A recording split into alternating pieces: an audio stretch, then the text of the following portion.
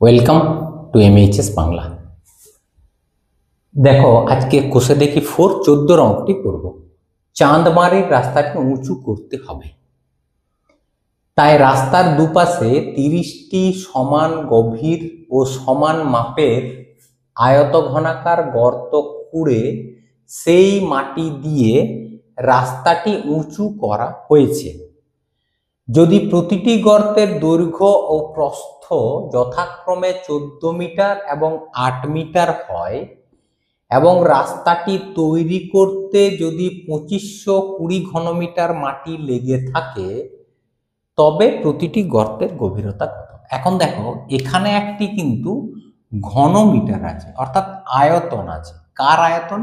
রাস্তাটি তৈরি করতে মোট যে মাটি লেগেছে সেই মাটিটার আয়তন হচ্ছে 2520 ঘনমিটার। তাহলে প্রথমে মাটিটা কোথা থেকে এসেছে? মাটিটা এসেছে গর্ত থেকে, রাস্তার দুপাশের গর্ত। সেই গর্তগুলির দৈর্ঘ্য, প্রস্থ এবং গর্তগুলির যে গভীরতা বা উচ্চতা সেটা আমাকে দেখতে হবে। তাহলে প্রতিটি গর্তের যে দৈর্ঘ্য, সেই গর্তের দৈর্ঘ্য কত আছে দেখো তো। গর্তের দৈর্ঘ্য হচ্ছে, প্রতিটি গর্তের দৈর্ঘ্য আর প্রস্থ 14 মিটার 8 মিটার। তাহলে গর্তের দৈর্ঘ্য হচ্ছে 14 মিটার এবং প্রস্থ এটা হচ্ছে 8 মিটার। ওকে, এবার প্রতিটি গর্তের গভীরতা কত? আমি এখানে লিখব যে গভীরতা, এটা তুমি কিছু একটা ধরে নিলে, মনে করছি x মিটার হয়েছে। তাহলে প্রতিটি গর্তের আয়তন কত? প্রতিটি গর্তের আয়তন, এখন এই যে গর্তের আয়তন মানে আমরা জানি মাটিটার আয়তন, অর্থাৎ গর্ত থেকে যে মাটিটা তোলা হবে সেটাই তো গর্তের আয়তন। যত বড় গর্ত করা হবে তার মাটি তত বেশি হবে। তাহলে গর্তের আয়তন হচ্ছে গর্তের দৈর্ঘ্য গুণিত প্রস্থ গুণিত উচ্চতা, অর্থাৎ 14 গুণিত 8 ইন্টু এক্স। এটা হচ্ছে প্রতিটা গর্তের আয়তন। এটা এক একটি গর্তের আয়তন, কিন্তু এখানে গর্ত কতগুলি করা হয়েছে বলতো? 30টি গর্ত। তাহলে একটি গর্তের আয়তন যদি এটা হয়, তাহলে 30টি গর্তের আয়তন হবে 14 ইন্টু 8 ইন্টু এক্স ইন্টু 30 এত ঘনমিটার। এটা হচ্ছে গর্তগুলির মোট আয়তন, অর্থাৎ গর্ত থেকে যে মাটিটা তোলা হয়েছে সেই মাটিটির আয়তন হচ্ছে এটা। এবার এখানে বলা আছে যে কতটা মাটি তোলা হয়েছে? 2520। তাহলে শর্তানুসারে 14 into 8 into x into 30 equal to হচ্ছে 2520। এখান থেকে এক্স এর মান নির্ণয় করব। এক্স সমান হচ্ছে 2520 বাই 14 ইন্টু 8 ইন্টু 30। এবার এখানে কাটাকাটি করলেই তোমার কিন্তু উত্তরটি বেরিয়ে যাবে যে গর্তগুলির আয়তনটি কত। ওকে, তাহলে চলো গর্তগুলির আয়তনটা বের করি। তাহলে এটা কেটে গেল। এবার এটাকে যদি 3 দ্বারা কাটি, 3 8 24, 3 4 12।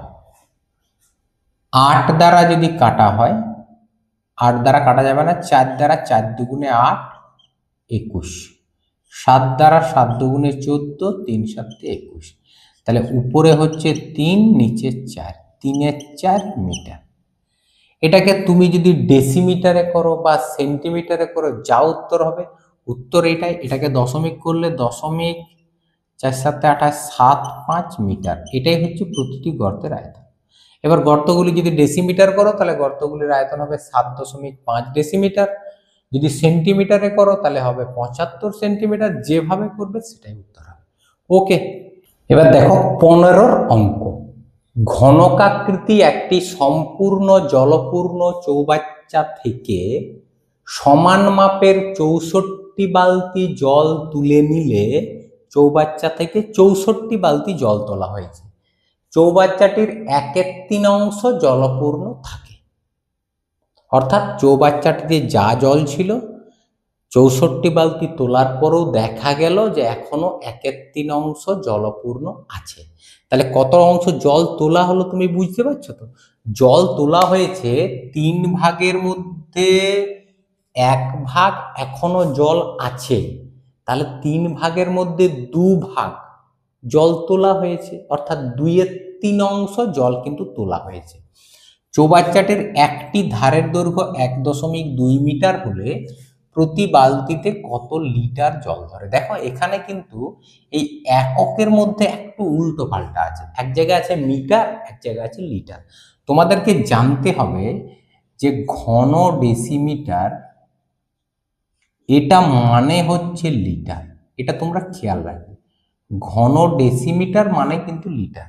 তাহলে তোমাকে যদি উত্তরটি লিটারে বের করতে হয়, তাহলে তোমাকে সমস্ত কিছুকে ঘন ডেসিমিটারে নিয়ে যেতে হবে, অর্থাৎ দৈর্ঘ্য প্রস্থগুলিকে শুধুমাত্র ডেসিমিটারে নিয়ে যেতে হবে। তাহলে প্রথমে আমি লিখছি যে চৌবাচ্চার এক একটি ধারের দৈর্ঘ্য কত? দৈর্ঘ্য দেওয়া আছে 1.2 মিটার। এবার আমি তো মিটারে রাখবো না, আমি ডেসিমিটারে নিয়ে যাব। তাহলে মিটারের পরের ঘর ডেসিমিটার, মিটারের পরে ডেসিমিটার, তাহলে 1.2টা দশমিকটা এখানে চলে যাবে, অর্থাৎ এটা হয়ে যাবে 12 ডেসিমিটার। তাহলে চৌবাচ্চাটির আয়তন কত? না খেয়াল করো, চৌবাচ্চাটা কিন্তু ঘনকাকৃতি চৌবাচ্চা। এবার ঘনকের আয়তন আমাদের বলা ছিল a কিউব, অর্থাৎ দৈর্ঘ্যের কিউব।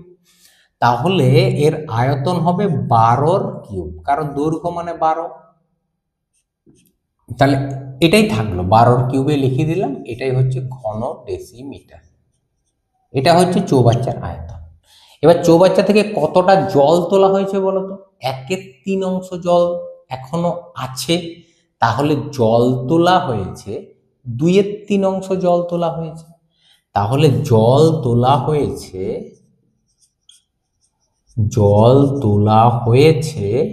সমান 1 মাইনাস 1/3, অর্থাৎ সমস্ত চৌবাচ্চা যদি 1/3 ধরি, এই এক অংশ ধরি, তার মধ্যে 1/3 জল তুলেছি, অর্থাৎ এখনো আছে 2/3 অংশ। এবার 2/3 অংশ জল মানে কত? চৌবাচ্চার আয়তনের 2/3 কিন্তু, তাহলে 2/3 ইন্টু চৌবাচ্চার আয়তন হচ্ছে 12 কিউব। এত ঘন ডেসিমিটার জল তোলা হয়েছে। এবং এই জলটা কিসের দ্বারা তোলা হয়েছে? 64টি বালতি। তাহলে নিশ্চয়ই 64 বালতিতে এতটা জল ধরে, তাহলে 64 বালতিতে জল ধরে 2/3 ইন্টু 12 কিউব, এত লিটার। কেননা এই ঘন ডেসিমিটার, তার মানেই কি বলতো? লিটার। তাহলে এক বালতিতে জল ধরে, আমি কেন এক বালতি বের করছি তোমাকে বলেছে কিন্তু প্রতি বালতিতে কত লিটার জল ধরে, তাহলে এক বালতিতে ক লিটার। তাহলে এক বালতিতে জল ধরবে 2/3 ইন্টু 12 কিউব বাই 64। এবার এটা একটু কাটাকাটি করব, 2/3 12 কিউব মানে হচ্ছে 3টে 12 বাই নিচে হচ্ছে 64। চলো একটু এটা কাটাকাটি করে দিই, কাটাকাটি করে দেখি উত্তরটা কত আসছে। তাহলে উত্তরটা হচ্ছে 3 4 12, 4 1 4 16, এটা 4 দ্বারা কাটলে 4 4 16, 4 3 12, আবার 4 দ্বারা কাটলে 4 3 12, তাহলে কত হলো বলো তো? 3 ত্রিকা 9, 9 দুগুণে 18 লিটার। অর্থাৎ এক একটি বালতিতে 18 লিটার জল ধরে। বোঝা গেল?